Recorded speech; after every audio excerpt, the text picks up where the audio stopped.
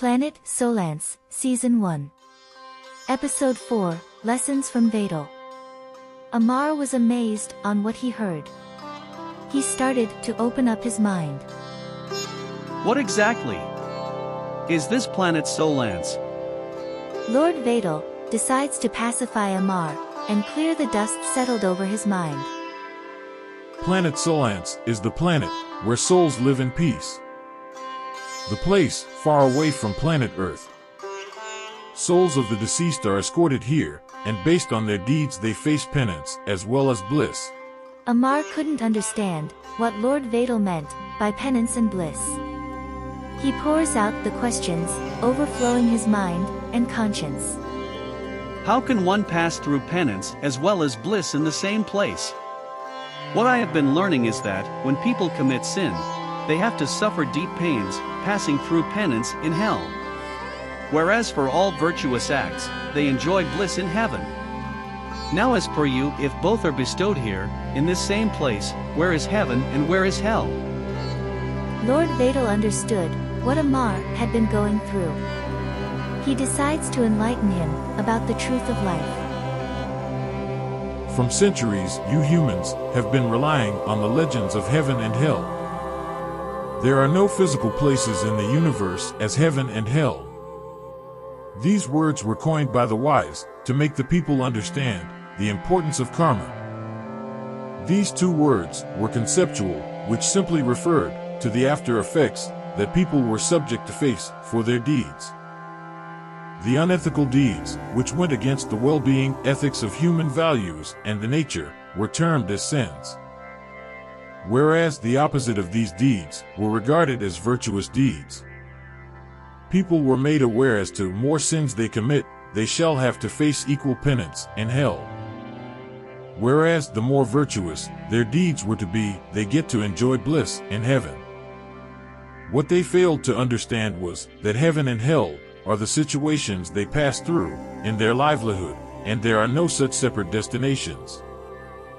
Later, as time passed, the wise men were placed by selfish, high-profile, and anti-egalitarian lobbies, who for their vested interests distributed the world into small pieces of castes, religion, and sections, so as to divide and rule them.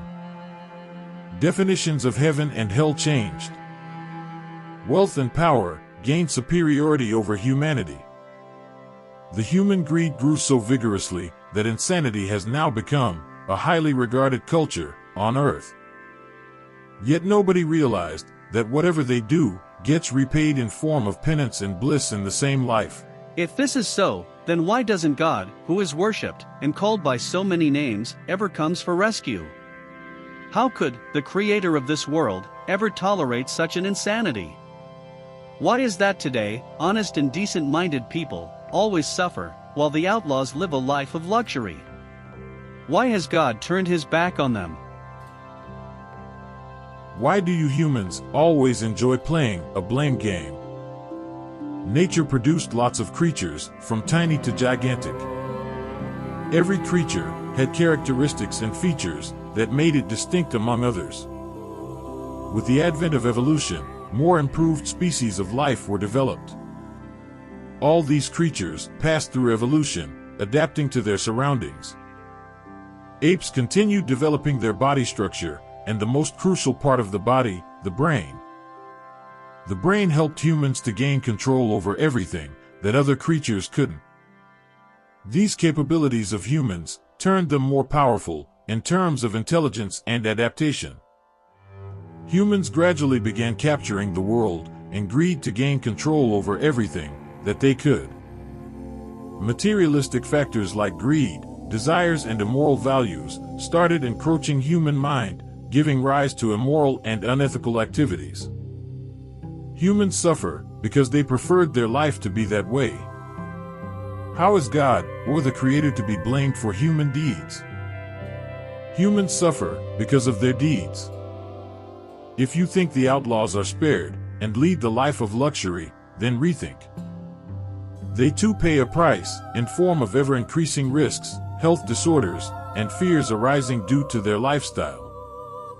Careless as they ever are, they even treat their body the same way they treat others. Although they lead a lavish life, their end is worse than they could have ever imagined.